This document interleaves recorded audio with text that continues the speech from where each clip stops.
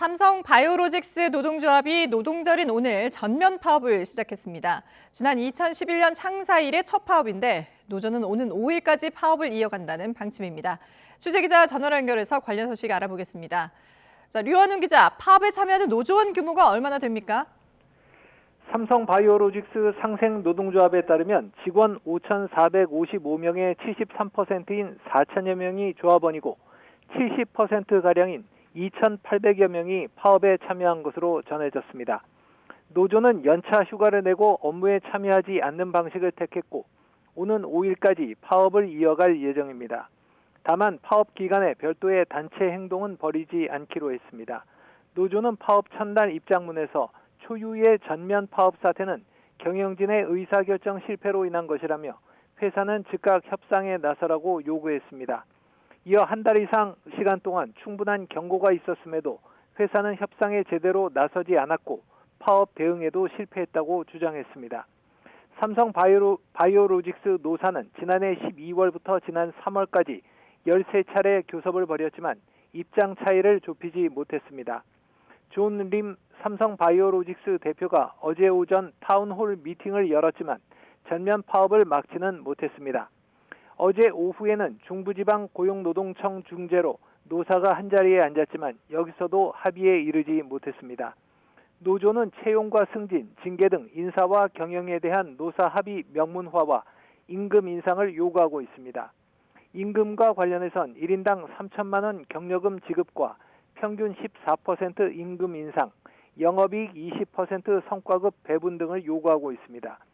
회사는 인사와 경영에 대한 노사 합의 명문화 요구는 거부했고 임금 6.2% 인상을 제시한 상태입니다. 앞서 법원은 9개 공정 중 의약품 변질 및 부패 방지 작업 등 마무리 공정 3개에 대해선 파업에 참여하지 못하게 했습니다. 노조는 전면 파업에 앞서 지난달 28일부터 30일까지 부분 파업을 벌였습니다.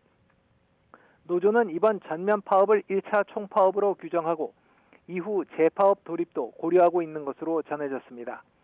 사측은 이번 주 부분 파업을 포함해 1,500억 원 규모 손실이 예상된다며 가용 인력을 최대한 활용해 고객 피해 최소화를 위해 노력 중이라고 밝혔습니다. 업계에선 이번 파업으로 직접적인 손실뿐 아니라 수주 경쟁력 저하로 인한 장기적 피해가 클 것으로 우려했습니다. 자, 그리고 삼성전자 노조도 총파업을 예고한 상황인데요. 언제부터 파업에 들어갑니까?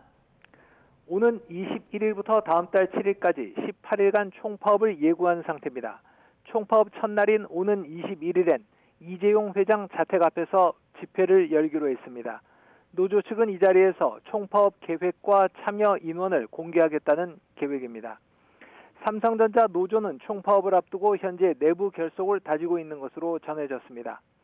삼성전자 최대 노조인 초기업 노조 삼성전자 지부 최승호 위원장은 조합 커뮤니티에서 이재명 대통령이 어제 청와대 수석 보좌관 회의에서 일부 노동자의 과도한 요구가 다른 노동자에게 피해를 준다고 경고한 것에 대해 첫 의견을 밝혔습니다. 최 위원장은 이 대통령의 해당 발언은 삼성전자가 아니라 LG U+를 향한 이야기라며 LG U+는 영업이익의 30%를 성과급으로 요구했고 우리는 15%를 요구했다고 주장했습니다. 이에 대해 삼성전자 노조가 수십조 원으로 추정되는 파업 손실 책임을 다른 쪽으로 돌리려는 것 아니냐는 지적이 나오고 있습니다. 삼성전자 노조는 지난달 23일엔 총파업에 앞서 투쟁 결의대회를 열었고 이 자리엔 조합원 4만 명이 참석했습니다. 삼성전자 노조 파업이 현실화하면 노조 가입률이 80%에 달하는 반도체 부문이 가장 큰 타격을 받을 것으로 예상됩니다. 노조 측은 총파업을 진행했을 때 최소 20조 원에서 30조 원 규모 손실이 회사 측에 있을 것으로 추산했습니다. 지금까지 YTN 유환홍입니다.